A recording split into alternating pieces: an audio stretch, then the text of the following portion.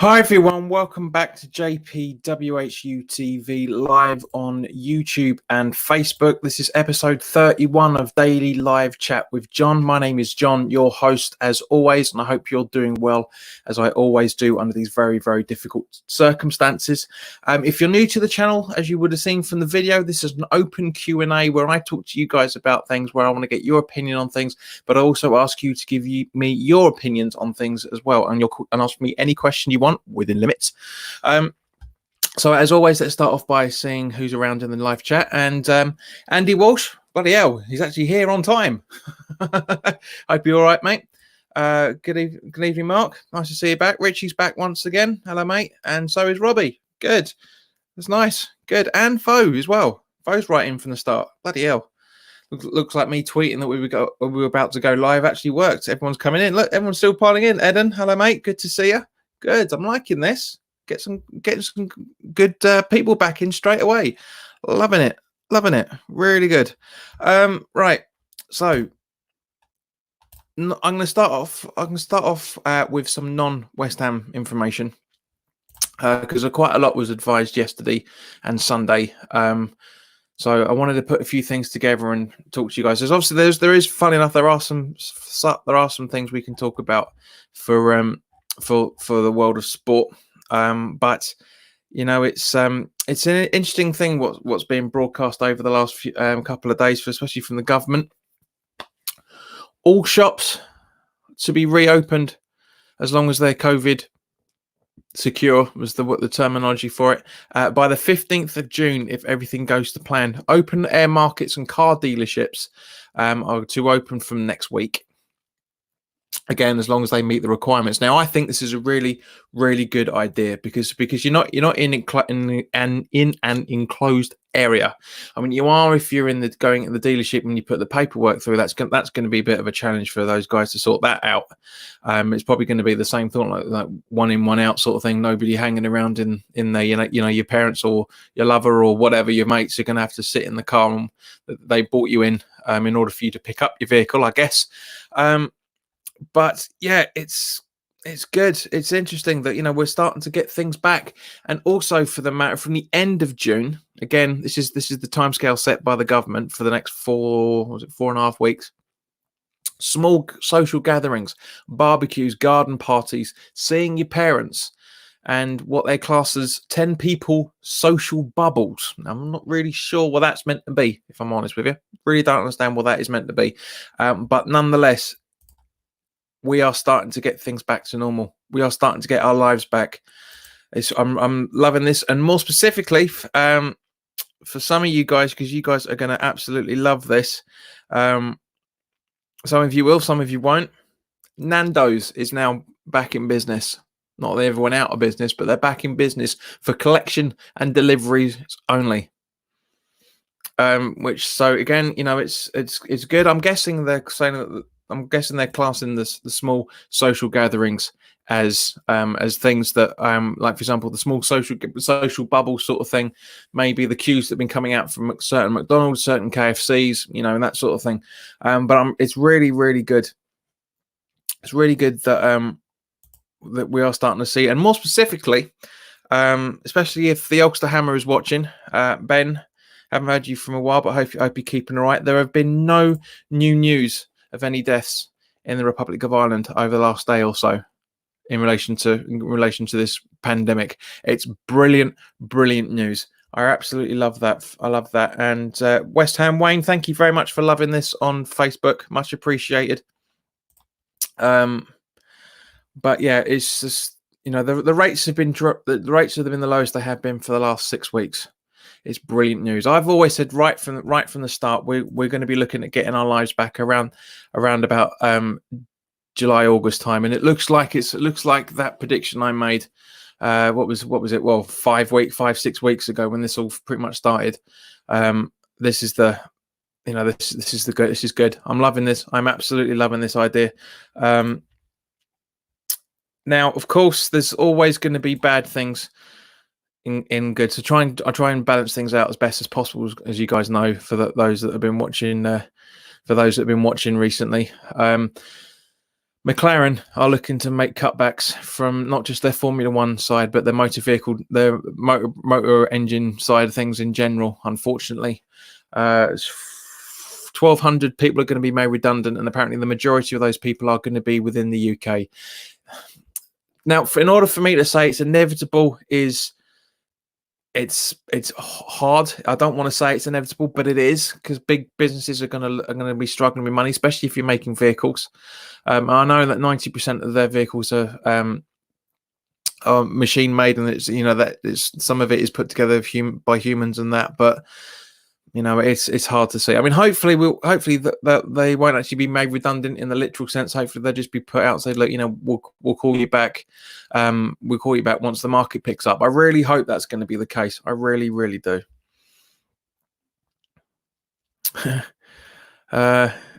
Andy says he's never eaten at Nando's. Mark says the same thing. He's never eaten in Nando's in his entire ginger life. Robert says, what's Nando's? Peter said, hello, Pete. Good to see you again, mate.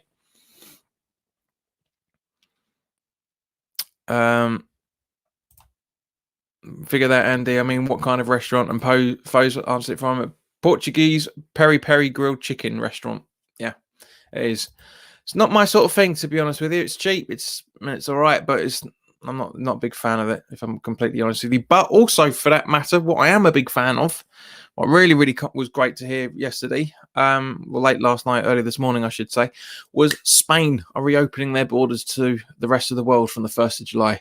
Oh, I can't wait. I was supposed to be going to the Gran Canaria over my birthday, the week after my birthday. But yeah, it was just, I'm absolutely loving that. Absolutely loving the fact that that's happening.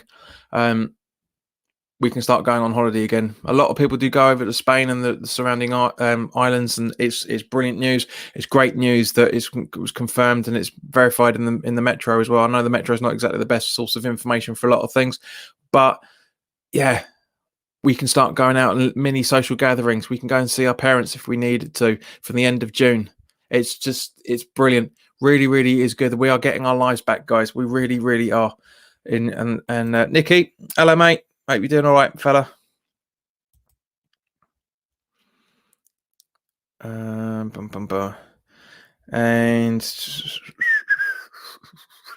also, there was a report that came out that seems to suggest, didn't point the finger, but pretty much did without actually making the accusation, that ground zero for the spread of the coronavirus, which we all knew under certain circumstances anyway, was the Cheltenham Racing Festival, because that should have stopped. Why they let it run on for another couple of days once it was all kicking off, I absolutely no idea. And of course, the Liverpool Champions League game against Atletico. It's a shame. It's a shame that they didn't have the foresight to do things, but hindsight's better. Is always easier than foresight, unfortunately. But at the same point, as I said, it was inevitable. This was going to happen no matter what. Now, West Ham stuff. So, guys, what are your thoughts about what I've been talking about? The fact that Nando's is open for collection and delivery. Spain is going to be open from the beginning of July. We're going to be able to start doing more small social gatherings, which, Nicky, Marshy, mate, that means I'm coming to you somewhere, because I'm coming to you, mate. We're going to have a pint somewhere. We can do small social gatherings. Either you can come over, we're going to have we can watch a movie out on the big screen out in the garden, or what, mate? We'll have a beer, definitely. We are able to do it from the end of June.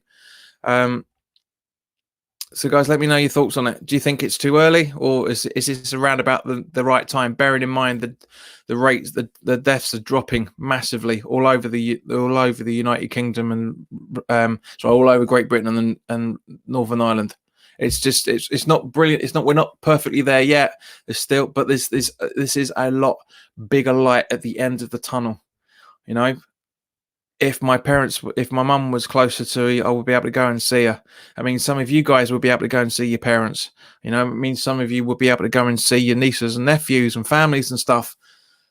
That's probably a little bit of a later stage, but the end of June, we are starting to get our lives back. It's really, really good. It really is good.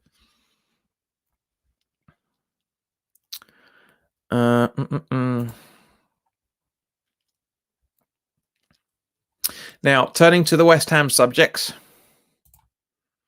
if anyone's going to talk about what I'm talking about first of all, I'm sure Marshy's absolutely going to love this because it means, mate, you should be able to see your boy soon. Seeing parents, your son seeing you, you know, it's only a good thing. I'll try and find Marshy. I'll try and find you the article that I read it from as well, that verifies it. But it is out there. I'm guessing everybody's frantically typing because nothing's coming through at the moment.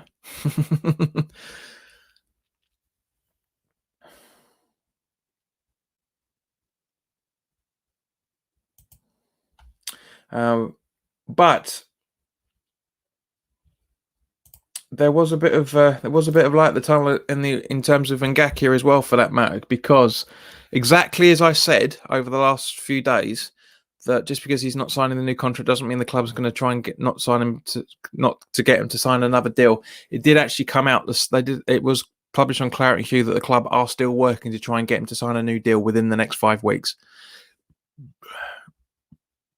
Vo says it's too soon to ease the lockdown. The government are only doing this to restart the economy. True, but the numbers, mate, the numbers don't lie for themselves. You know, the numbers don't lie. Less people in hospital, less people dying. You know, it's only that we can't live like this indefinitely. It's going to have to. Bearing in mind this started in March and we're a week away from June. Yeah, it's a little bit. Personally, I think it's a little bit early, but it's better than nothing. Nick says, Marshy says, beer sounds pucker, mate. Can't argue it's too early anymore, mate. I have to see my son. 11 weeks, I believe, this coming weekend, plus friends and family. A beer sounds pucker, mate. You got the Jamie Oliver dictionary out, mate. I noticed by the looks of it. Mark says, I think it's a little too soon, to be honest. Fair enough. Robert says, we'll see how it goes in Japan. They started up all businesses already, including business offices. Yeah, I mean, because obviously it was China that was affected, but yeah, you're absolutely right. And this is the thing. Life is slowly getting back to normal now. It really, really is. And I say it's slowly but surely. It's not like the same, right, go out, right, every single pub is going to open from the end of June. It's not. It's nothing like that. There's nothing en masse. It's all been. They're all doing things. If you're paying attention to what's been going on over the last 2.5 months, everything is every fortnight they're doing things, because that's where the numbers are coming from. Because obviously the rate of infection is lower. It's not nowhere near as low as it should be, but it's lower than it's a lot lower than a lot of people were expecting it to be 2.5 months ago. I, for one, as I say, I'm really, really happy for this. I'm really happy for this. I can't sit at home all day the way I've been doing. It's been very expensive this month. It being my birthday week, I bought a few little gadgets here and there to try and ease the tension and stuff. And but yeah, it's been good. It's been fun to do it. Marshy says Thursday should be the next 3-week review, JP, I believe. Yep. Peter says a little too soon for me. The virus is just as dangerous. Richard, hello, mate. Nice to see you. As long as we social distance and no large gatherings, we should be fine. That's what I said at the beginning of this. It's not large gatherings. It's small social gatherings, no more than 10 people. So, that's the thing. Neil Ross says, have you heard about Hugel and Silver? Yes, I have. Yes. That they're going to be apparently they're going to be in the start. They're going to be in this contention for squads, but I'm waiting to see this from a reliable source. Neil, I know what you mean. It's good to see that Zonde Silva could be in it. And that's what I'm saying. That the article that I read about it was it Football London or Daily Mail, one of the two, said that they could be involved. There's a lot of coulds, and therefore it's hypothetical. Nobody knows. I don't even know. Nobody knows what's going on at the minute. Newspaper journalists have got to write something. They have to write something, and that's what they're currently doing at the minute. But yes, it's positive news. It's good to see Zonde Silva's going to get a bit of a shout out, which comes round to one of the things I wanted to talk about as well. So it said apparently we are available to sell Albion Ajeti for the £8 million that we signed him for. Now, bearing in mind we have Hugel, Zonde Silva as the backup options. Is this really a good idea to sell a Yeti if we don't bring in another striker? Now we know from the we know that there's a lot of plans going on behind closed doors, as we talked about last week. The club is looking to bring in a a left back, and a striker. So that means obviously one of the technically four is going to be going.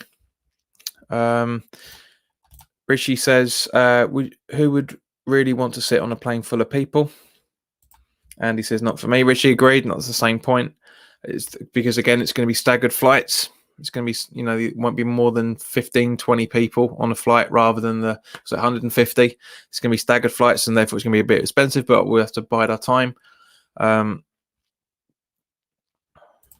Richard Thomas says, do any of us actually believe we will be going to see any live football this or next season? It's a good question. I'll leave that open to the group. We've mentioned that a few times.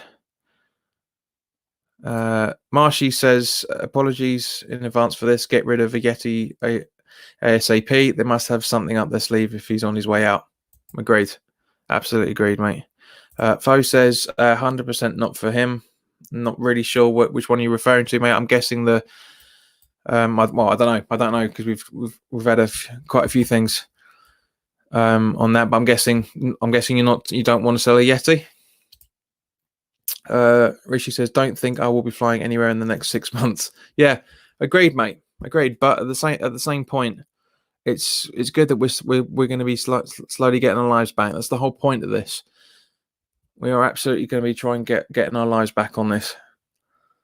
Now, as we know that the information came out about 2 players at Bournemouth that were tested positive for the coronavirus. One of them was actually announced earlier today that one of them was goalkeeper Aaron Ramsdale at Bournemouth.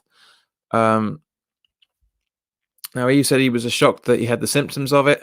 So maybe he was just asymptomatic. But he said he hasn't been around anybody.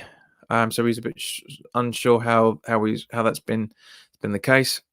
Andy says, nope, I can't see us watching live football this or next season. You mean as in being there live, I'm guessing. Peter Jones says, public transport is very dangerous to use along with flying.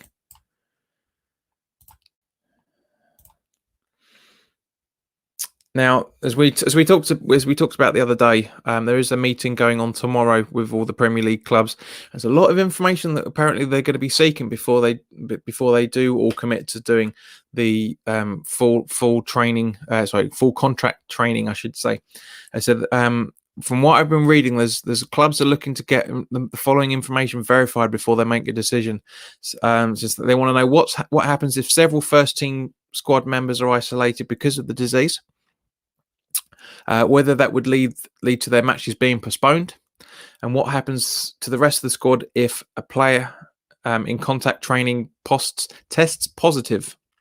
And of course, along with, they want to find out the same information. They want to find out information in relation to what happens if any of the players die, which is a very, very unlikely, but it's positive. It's possible nonetheless. Gary Page, hello mate, good to see you. Kent Hammers is back. Hello guys. Brentford were in for a Yeti, as well as us last summer. Maybe we could do the deal with Ollie Watkins coming to us. That's not a bad idea, mate. That's not a bad idea. And Andy, thank you very much. Yeah, I thought it was, because obviously football's going to be live because it's going to be on telly. But yeah, in person. I think that's where.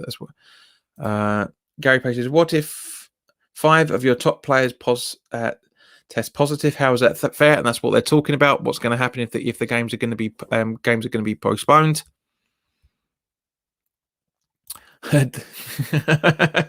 D. Lee says, the first thing the Bournemouth goalkeeper is caught all season. Good one. I like that. Where are we?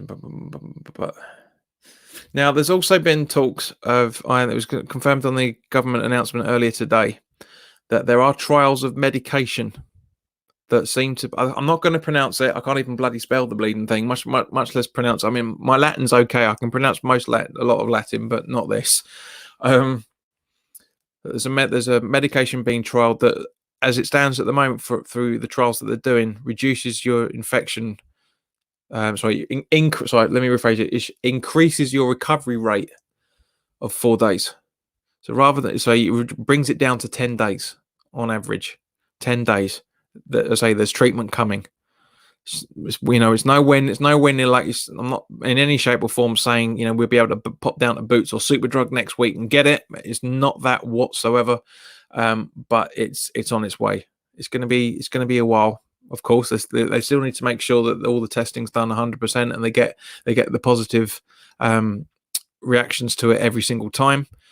But it's good news. It really, really is good news that we're almost 3 months into this now, and there's very, very hopeful signs of a vaccine. It's very, very good news. Very good news. But as I said, it's still months away yet. Now, there was interesting. I was reading a couple of articles earlier today that seems to show that Moyes is worried about who we can sell rather than who we can buy. Now, I don't blame him, to be honest with you, because we've got a lot of the so-called deadwood in the squad, a lot. And we've talked about it on previous episodes of who everybody thinks should be going. Likes of Masuaku. Still a heavy debate on Anderson going. Yarmolenko. Some people want Allaire gone. I'm not one of them, but some of them do because it's not working, etc., etc. So this is the one that. But it's interesting to see that Moyes is finally coming around to the same thing that we're worrying about. At least he's allowed to be worrying about it publicly. Gary Page says, how will they deal with the injury if they have to keep their distance? Has this happened in other countries yet? Well, Gary, I can answer the first part of that question. The medical staff all have gloves and face masks on the whole time, so they'll be able to do it as normal. It's the players keeping themselves away from each other that aren't fully protected. That's where the social distancing is coming into. Kent Hammers asks, is that the one they use for Ebola? I don't know, but Gary Perry apparently says yes. I'm going to say that it wasn't detailed that much on the public broadcast. So when it gets confirmed on the BBC website or whatever website, I'll have a look do a bit more research. And Foshis says Deadwood Anderson. Well, that's what I'm saying. The debate is about it. I'm not saying he is. I'm just saying that the fact that a lot of supporters want him gone. I'm in two minds about whether he should stay or not. But but that's people's opinions. But like I said, there are players that we all know there are players that we need to get rid of. Either the players that aren't performing week in, week out, players that are frustrating us, players that just should never have been there in the first place. We all know that. There's always that conversation going on. Where are we? Now, Gonzo did a really, really good video that went up earlier today, and I was reading the same article this morning before I watched this video, so I made my notes about it. Apparently, the EFL and Championship, the EFL clubs and Championship are looking to bring in a wage cap of $7,000 a week. Now, this is the thing. I think this is a very good idea. I really, really do think this is a good idea because Andy, one of the first questions he asked me when he first watched this channel, was, what do I think about having a wage cap across the board, right? And I do think it's a good idea because the players are under ridiculous amounts of money on under their contracts. You look, for example, the thing, the part of the thing that killed Sunderland was the amount of wages they were paying their players, even down in League One. Even down the Championship, and especially in League One. The majority of those players that when Sunderland were down in League One were earning 10, 15 times more than the average League One player, which is understandable, because you're going to get that when you get relegated from leagues every season. But this is the thing. There's going to be a lot of interesting conversations about this. Now, if this does go ahead and all the Championship and League One wage caps are done, what would you guys say would be a reasonable wage cap for the Premier League? And I'll have a look to see in the comments what everyone's talking about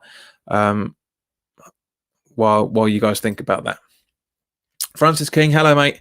A huge point never discussed. As the players are not match fit and expected to go into competitive matches, there is an increased chance of injuries and some could be career ending. How's this right? Agreed, which is one of the reasons why the proposals were that it was going to be 75 minutes for the game rather than 90, and an extra 2 substitutions to make sure that people are getting themselves back into fitness. Now, bearing in mind, there's been a lot of talk recently about the start of the season to be pushed back to the last month in June, because Mourinho was asking for it, Moyes was asking for it, Steve Bruce was asking for it. They said they need at least a month's worth of training to get everybody back to as close to match fitness as possible. Now, obviously, the 75 minutes isn't going to happen, but you are allowed to bring on 2 substitutes at half time and then use your 3 as usual as well. So it'd be interesting to see what happens with this, because this time next month, hopefully, we'll be sitting here talking about a game as it's going on. I really, as much as I'm hating the idea of it, I'm loving the idea at the same point. You know, because the whole purpose of this channel is for everybody to come together, especially when there's games on and we talk about them. So hopefully, all my plans should be come to fruition by then, and we'll be able to do that. And we'll be able to do a really, really good watch along. Kent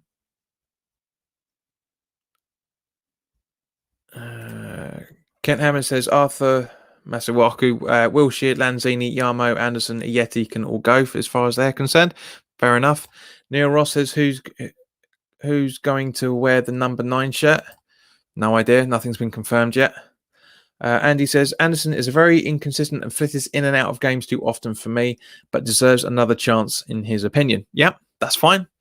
Yeah, I agree 100% with all of that. I've said that I'm in 2 minds about the bloke. I really am. I'm hoping that Allaire gets a bit more of a bite at it as well. Gary says for the wage cap, 70 grand.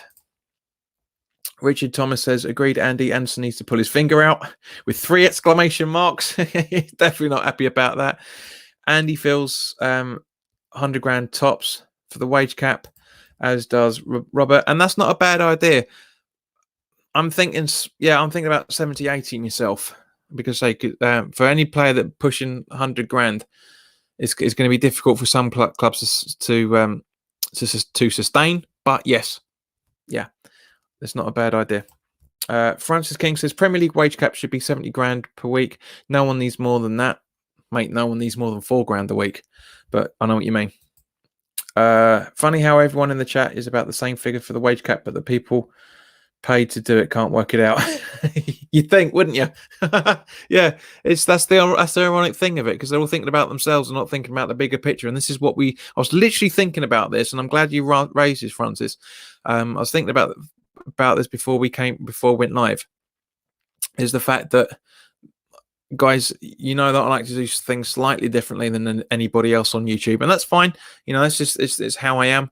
But we do all think the same. This is the funny thing. This is a conversation for independent thought, because we're not media moguls. We're not blindsided by the club for a lot of things and stuff. You know, it's just we'll come in and say put our opinion on things. So, you know, but we're all of the same mind, roughly, give or take a few things. We're all pretty much in the same boat. I mean, you have to be when you're a West Ham supporter. You have to have that collective thought, because it's the same sort of thing.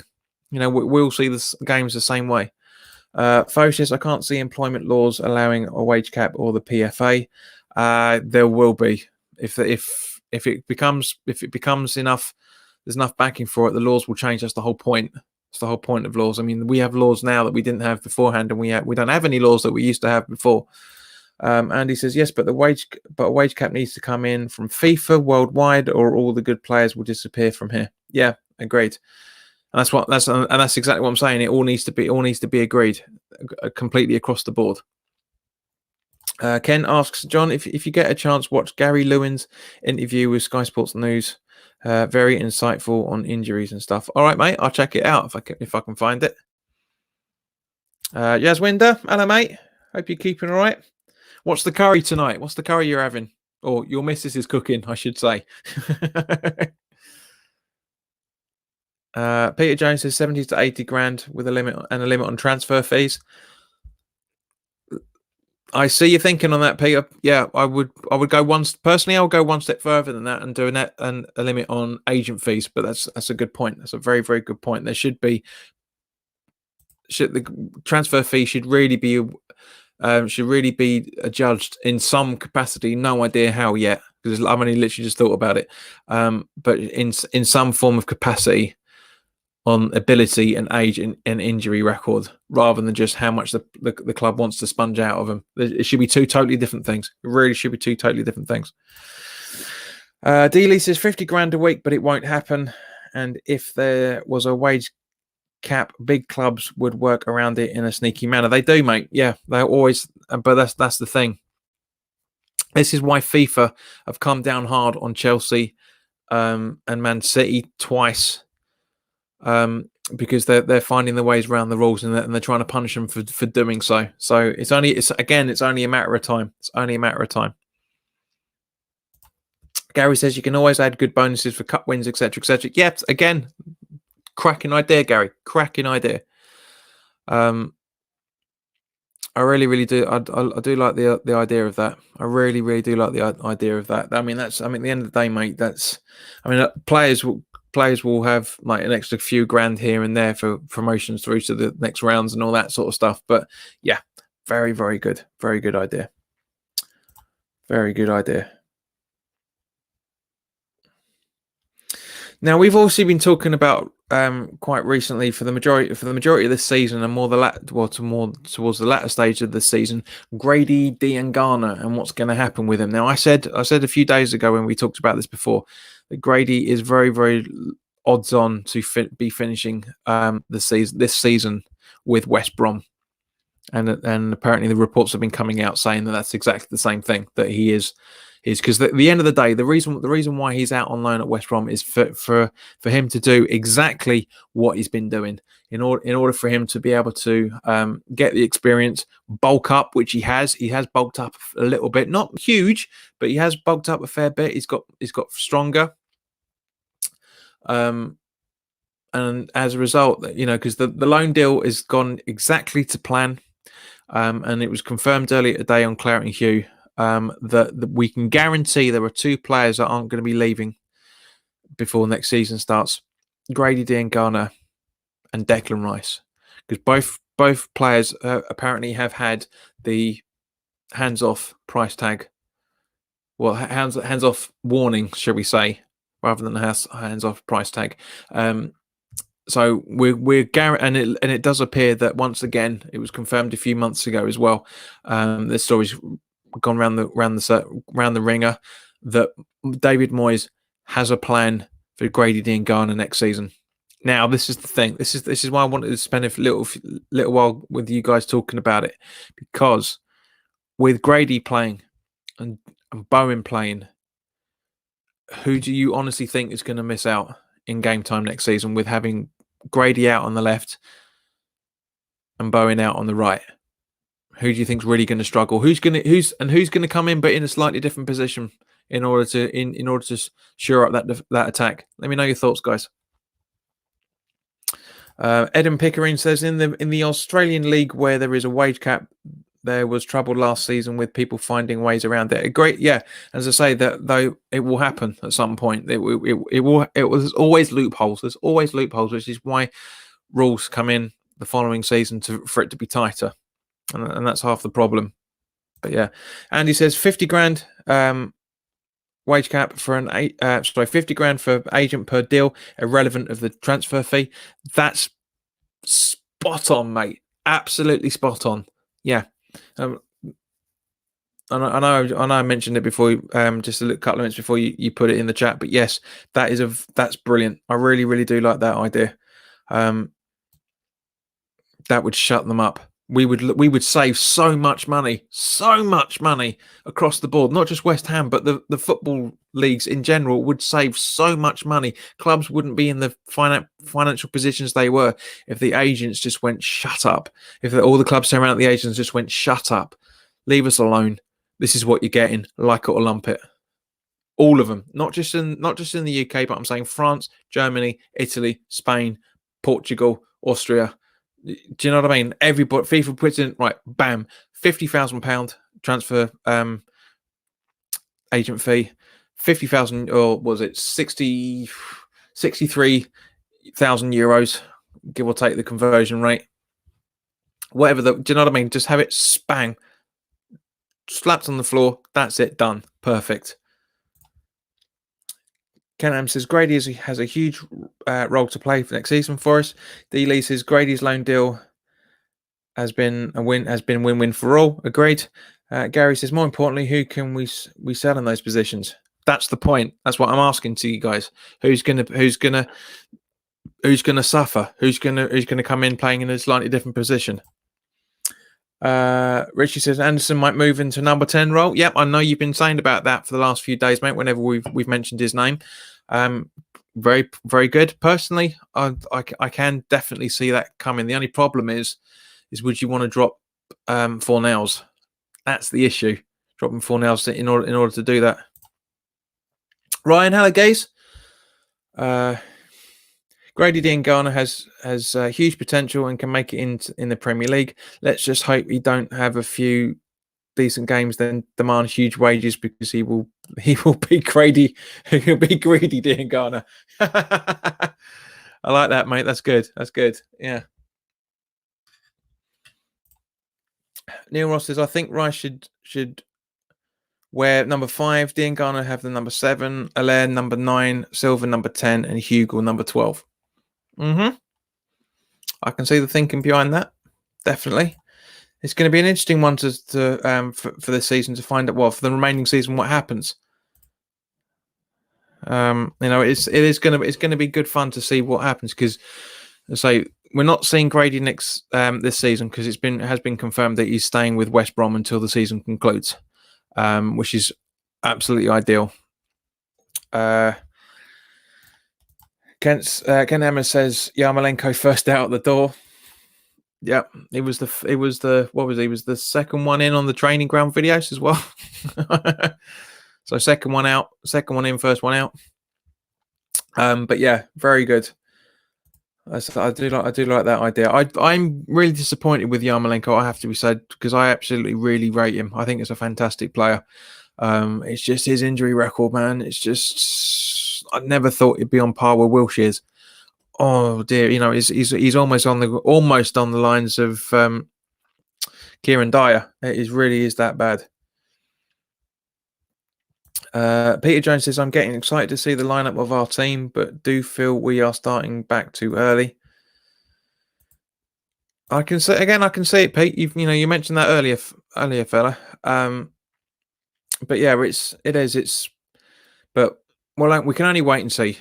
I mean, if we treated everything with kid gloves and everybody with cotton wool, we'd never progress as people in general. I mean, look at it. Look at what the state of the nation is now. The more people are getting more and more selfish, and fewer people are challenging those people. And the more selfish people get, the more it has a detrimental effect on society, and that's a horrible thing. Gary asks, do you agree that Moyes doesn't want to use any youth players for the rest of the season? They are not training. I don't agree with it at all. I really don't. It's very, very harsh for him. Put them down to the under 23s at the minimum. To train those guys to train. I think we really need to struggle. So we are going to struggle for over the next 9 games, whenever that's going to start. I really, really do. But yeah, I don't agree with not having the youth, because that's the whole point. And as Gonzo quite rightly said, is if this wage cap comes in the EFL, it's going to make the Premier League teams look at making sure that their academy is better, and then put more focus on having the academy players on. I absolutely agree with him completely. Andy says, "What we wouldn't be West Ham without at least one sick note." Good point.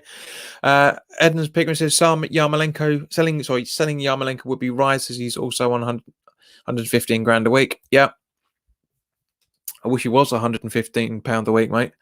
But yeah, Kent Hammers, he's a good player. Yarmo when fit, one for wonder. But when fit, one for wonder, but never fit. If he was fit, it would be harder to want him to go. Yeah, agreed.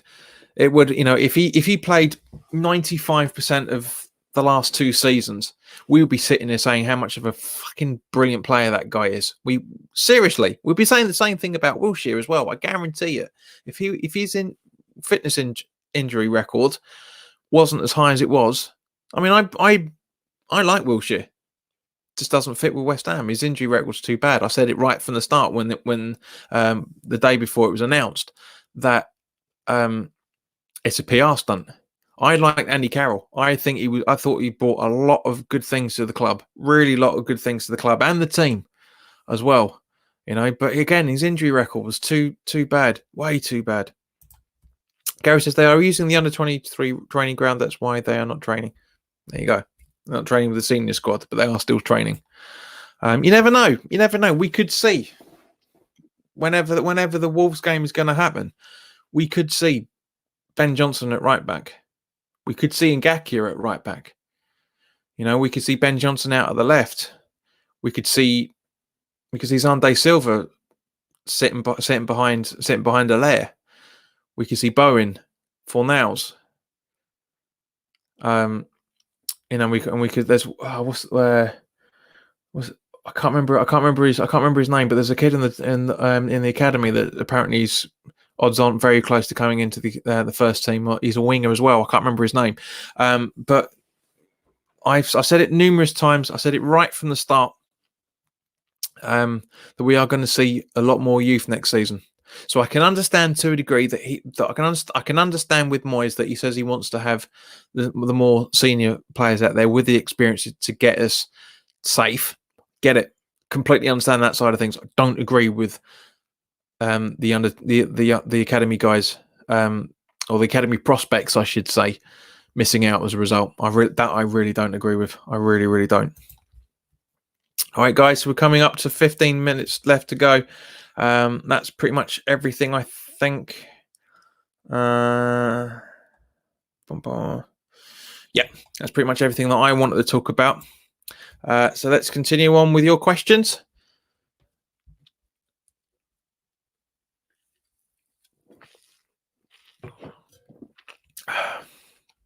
Thank you, Kent. Thank you very much, Kaya Corbett. That's the guy I was thinking of. So again, we could have him and Bowen. We could have him and Dean Garner next season. It'd be good. It could be good. Really good. Neil Ross says, John, when I first heard about Ollie Watkins, somebody said he's an Arsenal fan, so I don't think he's coming to work. Mate, it doesn't make a bloody bit of difference. It doesn't matter. Joe Cole grew up as a Chelsea supporter. His family were Chelsea. Makes no difference. You don't have to be a fan of the football club to play for him. If you understand what the club is and understand the fan base, who gives a monkeys who you support?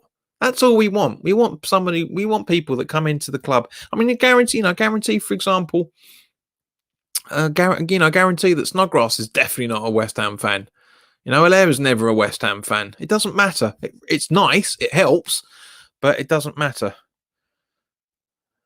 D. Lee says, I have the feeling we are going to get relegated. It will be typical West Ham to be relegated in all this footy turmoil and no money. You're right there, mate. You're absolutely spot on with that.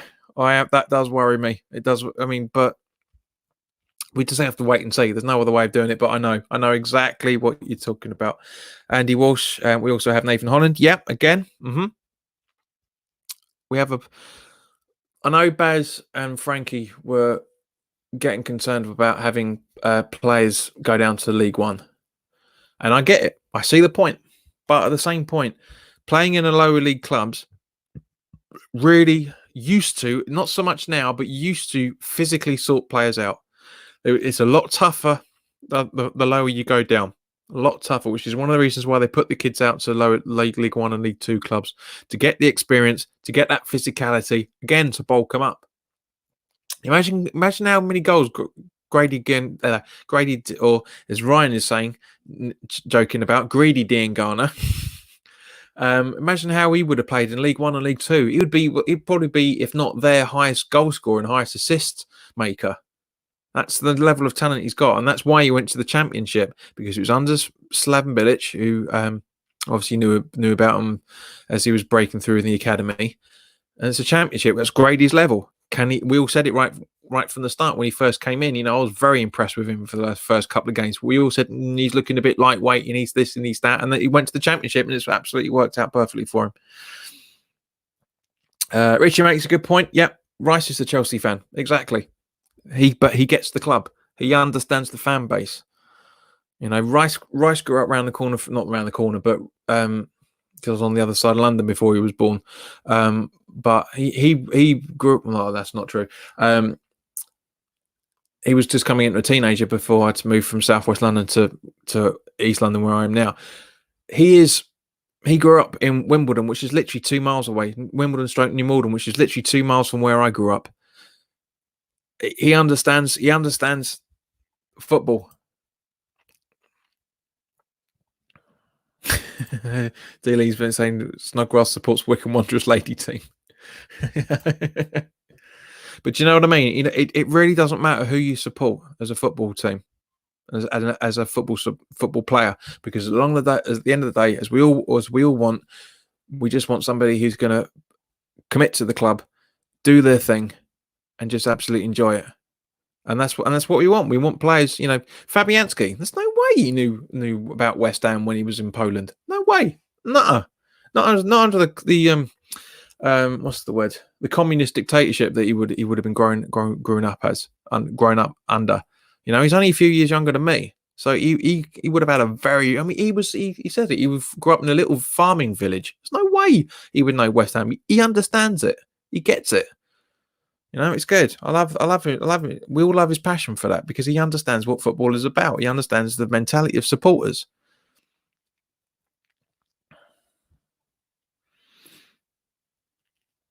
So anybody else want anything to talk about? Or shall we wrap this up a little bit early? Because again, there's not much to talk about, and I've spent the first 10 minutes talking about the lockdown easings, and it's good that we're slowly getting our lives back. I'm absolutely loving that fact. Absolutely loving the idea that we are getting our life back. We are getting fun. We're having fun for once. We're for the first time it can be basically 3.5, almost 4 months. 4 months. What was it? The middle of March. The second I was working from home the January before the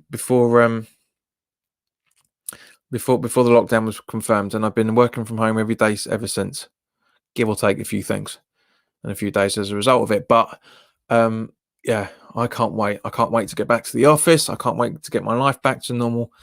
I can't wait for football to return. I can't wait to have beers with some of you guys. It's going to be fun. Kent says, as long as people have pride in the shirt, get the club, nothing else matters, and give 100%. Exactly. Completely right. D. Lee says, the days are long gone where lots of players who play for West Ham have supported the club. Long, long, long, long gone. Noble's generation. I honestly think.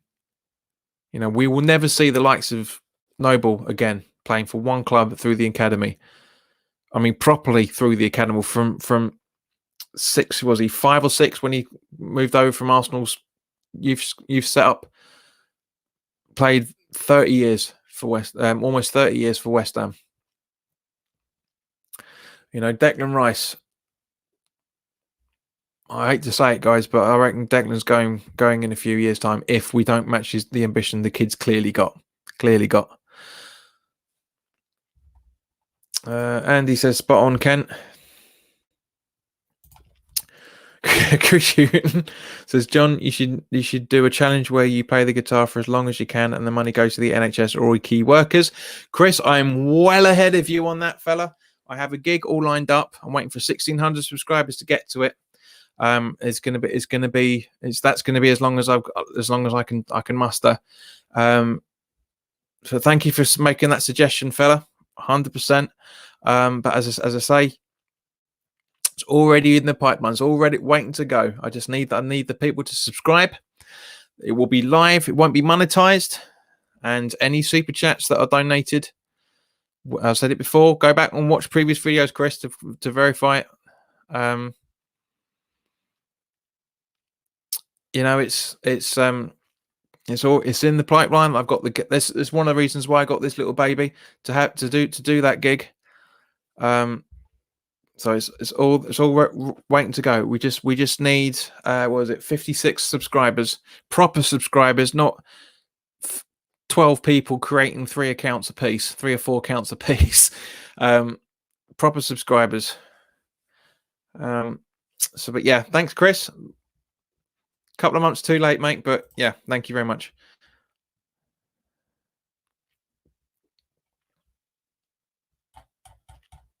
Neil Ross said, I'm sorry I bought that question. What question? Haven't seen anything come through. D. says, who's your favorite band right now? I'm an old git, but I love an American new band called Lily. I'm going to watch them once we can get back to normal. Good question, mate. I don't actually like anybody current at the minute. I haven't really listened to so-called popular music for a long time. I'm fed up of it, mate. I really am fed up of it. I see what's going on with YouTube and stuff. I look see what videos are coming out on there, and do you know what? I'm actually going back to my kiddom at the moment. There's a really cool song from the 50s called Butcher Pete, parts 1 and 2.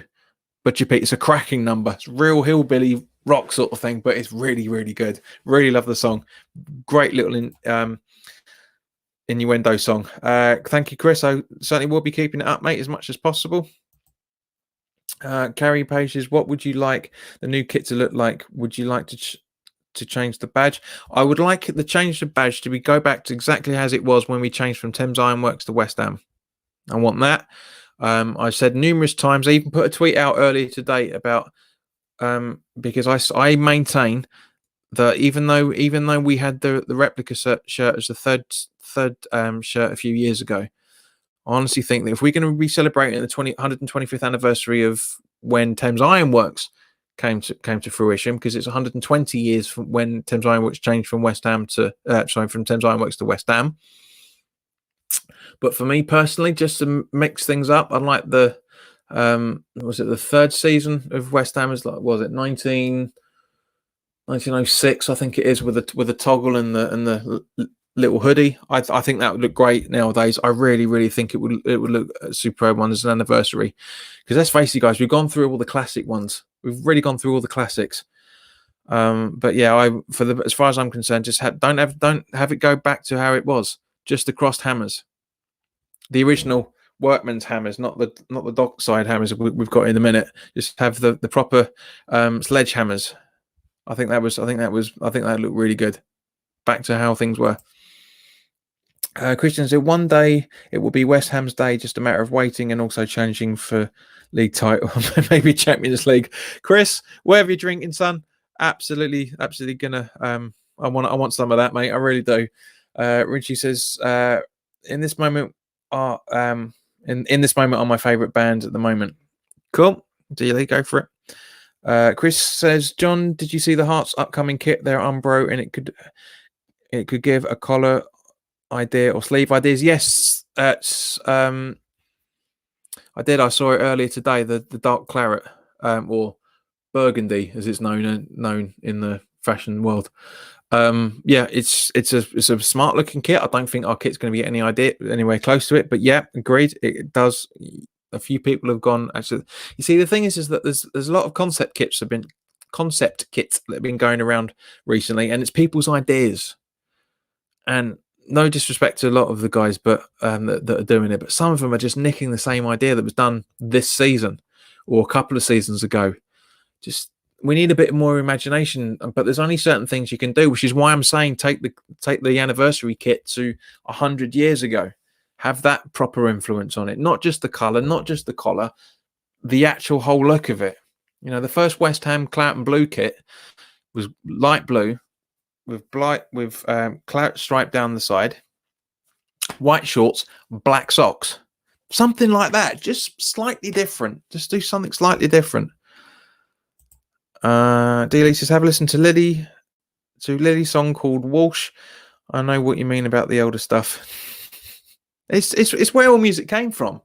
Yeah, there's a really good radio station, so called, on YouTube that I listen to in the afternoon. I listen to jazz in the mornings when I'm working, and in the afternoon I listen to the I think it's called Radio Fallout or something. It's got this Dolly Bird done up in a 50s hairdo with an old radio on the thumbnail. It's got some great tunes. It's got some great tunes on it. But yeah, it's to say that there's like one of the songs that I'm gonna do in the gig I've got planned. The Cole Porters give me Don't Fence Me In. I love that song. I've loved it ever since I was 9. So close, I've loved it for 30 years. That track, it's a brilliant song. I learned how to play it the other day, a couple of weeks back as well. So I thought, that's it, boom, straight in there, because I'd listened to it all the time. But I thought, right, let's get the guitar out and jam along with it and learn the chords. And I know it. It's good.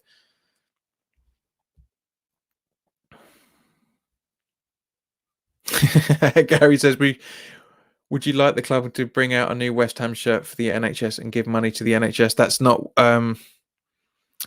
yes, I would, 100%. D. Lee says we should go back to the 80s, right? Go back to the 80s, right? Tight shorts, I think he means. The ladies will go wild. Agreed.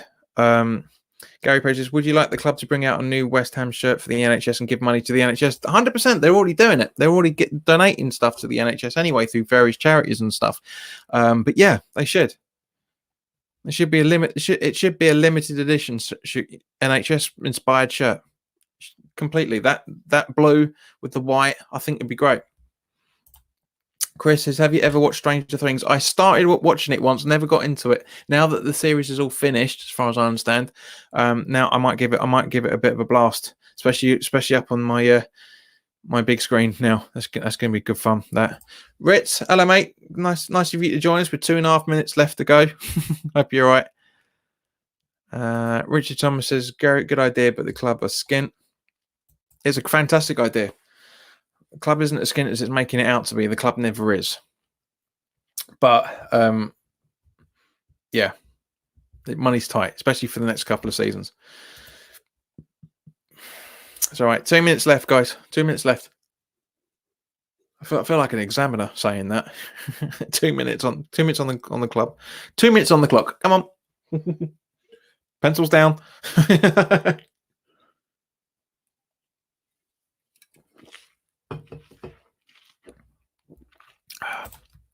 And he says, "Oh, even give the sleeve space to the NHS." Yeah.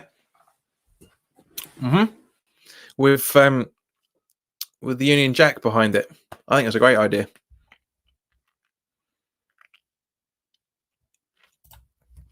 Richard 00 says, "Plot twist: you're actually watching the game Bayern Munich versus Dortmund." I'm not. I'm really not. I'm not watching any German football at the minute, mate. I just don't see the point. I'm not. Andy and quite a few other guys are along the same sort of lines. I'm only interested in West Ham in England. Not really interested. I watched the first game of the Bundesliga weekend before last. I watched the German derby, shall we say?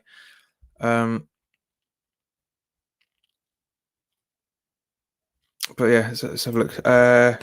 Last one, we'll round it up now. So Chris says, John, your idea, blue shirt or claret and white socks, claret stripes on the sides, black socks, claret Umbo logo was a kit in 2007, 18 third kit. Search it up. I know this is the point, but it was, but it wasn't. I know what you mean, but that's the point. It's just we need to have something that's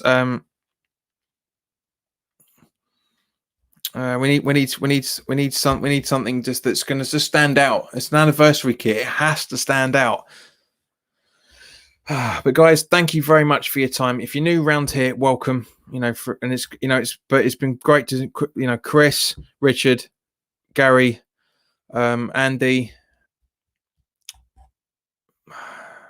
or both get Richie as well for that matter. D Lee, Ryan for popping in quickly and disappearing quickly. Ken again, Neil Ross, guys, it's been absolutely Peter, of course. It's been absolutely brilliant. Foe before he gives me an hard time for not mentioning him. You know, Robert, Mark, Edin.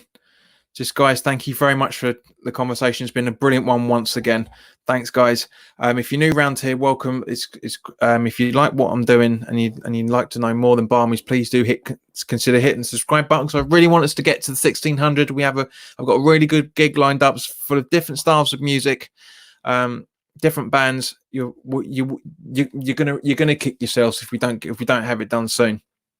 And as I said, all super chat donations will be going directly to the NHS. I'm not gonna look at the super chat. It's going to be running. You know, I'll literally have. I've got about 25 minutes to almost half an hour's worth of music to play. You're going to enjoy it. It's going to be some classics. It's going to. I'm putting some of my own tracks in there as well, for that matter. You'll enjoy it. But in the meantime, guys, enjoy the rest of your evening, and I will see you tomorrow evening as well for the next episode. I can't believe we're 32 days as of tomorrow. It's been mental doing this, but I've really enjoyed chatting to each and every one of you. For those that, Barmies, please do hit the like button if you've enjoyed this, because the more likes this channel's videos gets, the more exposure it gets on the channel. Please share this content, because I know a lot of you guys are watching this on your phones, so share it on Twitter, share it on Facebook, whatever. Just get more people invested onto the channel. For those that are watching the replay, please put your comments in the comment section below, and I will answer any question you put in there, as long as it's reasonable, and not then in tomorrow's video. So, guys, thanks very much for your time. Enjoy the rest of your evening, and it's a very hot evening as well, for that matter. And I will see you tomorrow night.